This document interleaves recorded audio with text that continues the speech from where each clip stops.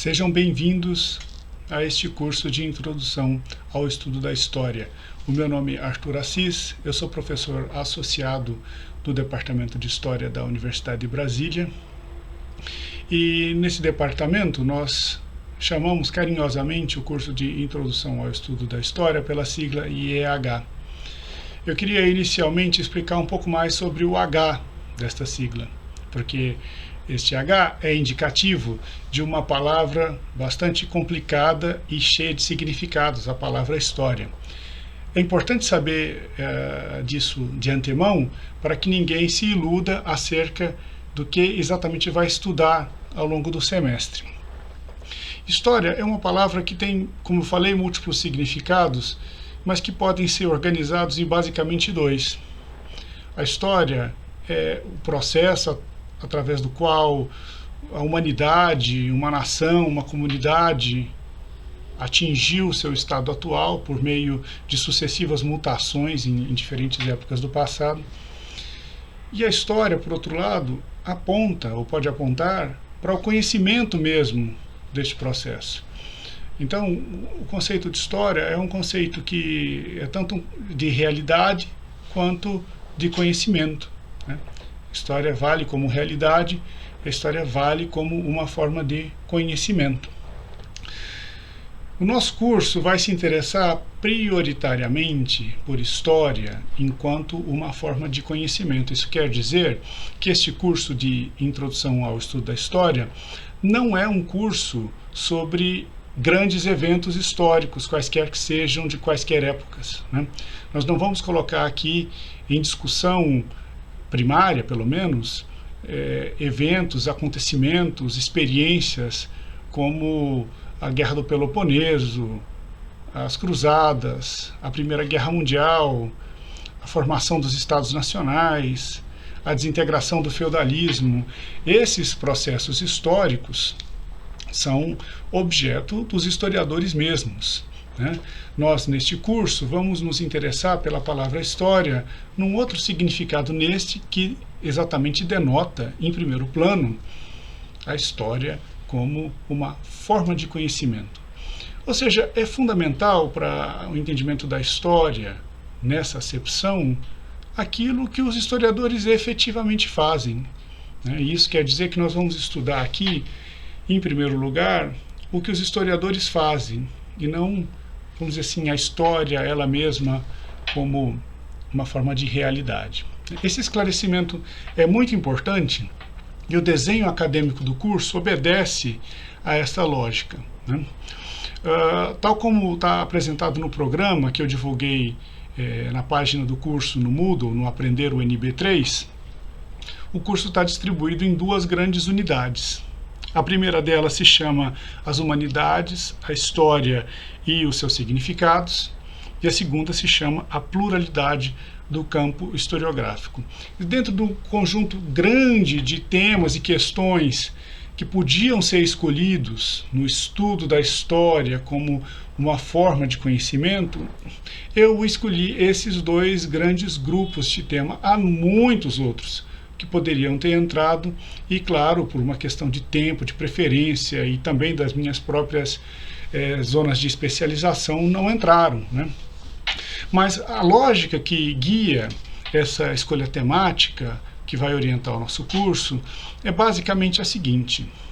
Na primeira parte, na primeira unidade do curso, nós vamos estudar a história na sua relação com outros domínios das humanidades. A história na sua relação com grandes questões filosóficas, a história na sua relação com outras ciências sociais, a história nas suas especificidades gerais, né? Naquilo que especifica a tarefa dos historiadores em geral, por diferenciação com outros tipos de acadêmico, né? Enquanto que na segunda parte, na segunda unidade do curso, nosso interesse vai ser desviado para um plano bastante distinto. Nós não vamos aqui colocar mais em questão a relação, vamos dizer assim, externa da história com outras formas de conhecimento nas humanidades. Nós vamos olhar internamente para o campo dos historiadores para tentar perceber como o conhecimento histórico, na verdade, se articula de múltiplas formas diferentes, né? Daí o título da segunda unidade, a pluralidade do campo historiográfico. Aqui nós vamos nos interessar, portanto, pelas diferentes maneiras de se fazer história.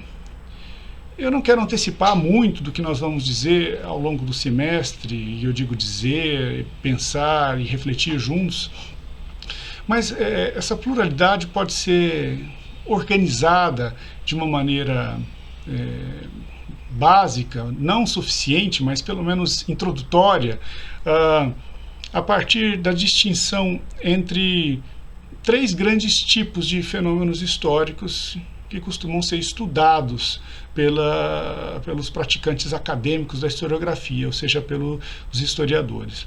Nós podemos dizer que as histórias colocam em primeiro plano ou eventos, ou estruturas sociais, ou redes culturais. Esses três nomes, esses três substantivos que eu acabei de apresentar para vocês, apontam distinções categoriais muito importantes no universo do saber histórico, né?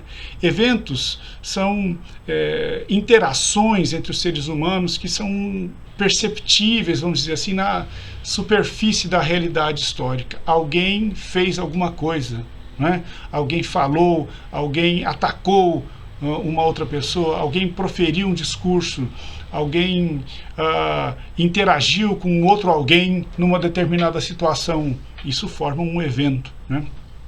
Os eventos são estudados ou colocados em primeiro plano um determinado tipo de história, né? Mas os eventos não formam a única classe de fenômenos acerca da qual os historiadores falam e que são analisados por eles. Porque os historiadores também lidam com elementos situados fora da superfície da realidade histórico-social. Os historiadores muitas vezes procuram na realidade aqueles elementos estruturais de caráter geral que condicionam a ação de um grande número de pessoas durante um período bastante alargado, né? Esses elementos nós podemos chamar de estruturas, tá? Essas estruturas podem ser de diversos tipos, de tipo econômico, social, demográfico, geográfico, ou até mesmo natural, se nós quisermos.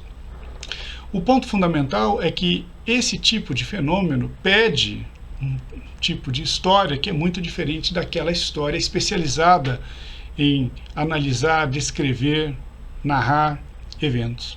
E a mesma coisa acontece com a terceira classe de fenômenos que eu chamei de redes culturais, que nós podemos apelidar simplesmente de culturas, né?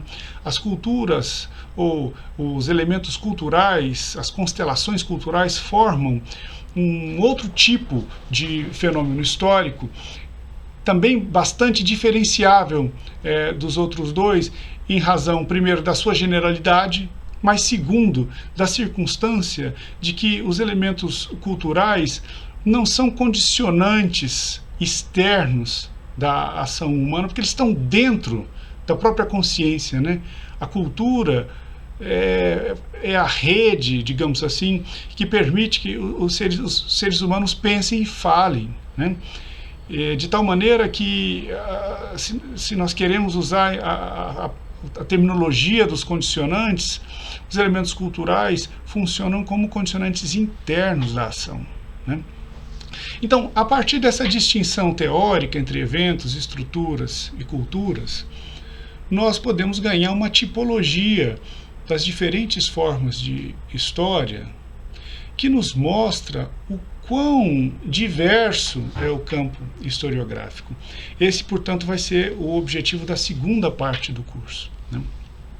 Nós temos, portanto, um curso dividido em duas partes, com dois grandes grupos de questão mais ou menos interrelacionado, mas bastante distinto entre si, e que eu acho que vai nos fornecer uma panorâmica inicial interessante, de alguma maneira aprofundada dentro dos limites da proposta do curso, né, do que é fazer história, de quais são os significados que estão embutidos nessa prática e de qual é a diversidade que marca o campo de atuação dos historiadores.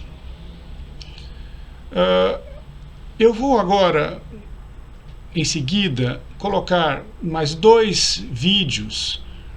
Um vai explicar melhor a diferença entre textos de história e textos sobre história, que foi apresentada no programa e que é importante também para entender parte da proposta a ser seguida na unidade 2 do curso, porque na unidade 2 do curso nós não vamos só ler textos em que se tentam fazer análises acerca da história como forma de conhecimento. Nós vamos ler textos de história, textos escritos por historiadores acerca de determinados momentos ou experiências do passado, que vão nos servir para exemplificar a prática de certas formas de história.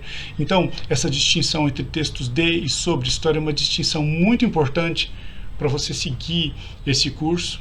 E eu vou colocar para vocês um vídeo em que eu já fiz há algum tempo e em que eu detalho melhor essa distinção. E na sequência disso, para completar esse conjunto de informação geral acerca do curso, eu vou também fazer um pequeno vídeo apresentando alguns detalhes do nosso cronograma e da dinâmica das nossas atividades ao longo desse semestre, que, claro, como todos sabem, vai ser um semestre bastante atípico.